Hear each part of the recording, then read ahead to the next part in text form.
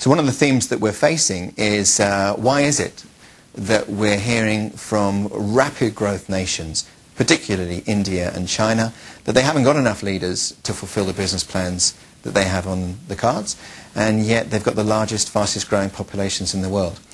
Well, we need to step back in history to understand those countries.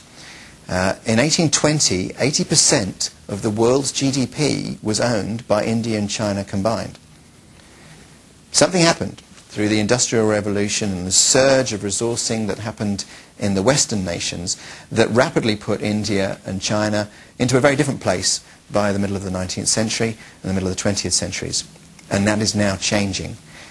The population of this world tripled last century from 2.1 billion to 5.9 billion in a century.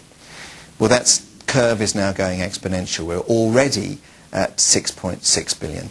And for the next 10 years, the growth in the population continues on a curve that takes us very rapidly up to 8 to 9 billion. The shocking statistic is that over 97% of that growth in the world's population will come from what today we call the developing world, dominated by India and China. Today, India and China account for a sixth of the world's GDP. By 2020, that will be over a quarter of the world's GDP. In doing that, and you just simply add up the business commercial intentions of those two nations, next year they will require more oil to deliver those business plans than OPEC currently produces in a year. Now, there has to be something that gives. And whilst we thought there aren't enough resources to drive it, it wasn't the right resources we were looking at. There aren't enough people resources to drive it. And the fact that certainly in what we've called the developing world, leadership of the fast growth organizations has, certainly in the multinationals, been the world of expats. And that world has reached its sell-by date.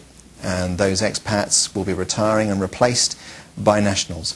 But it's going to take another generation for the large corporations of the developing world to create succession of generations to CEO.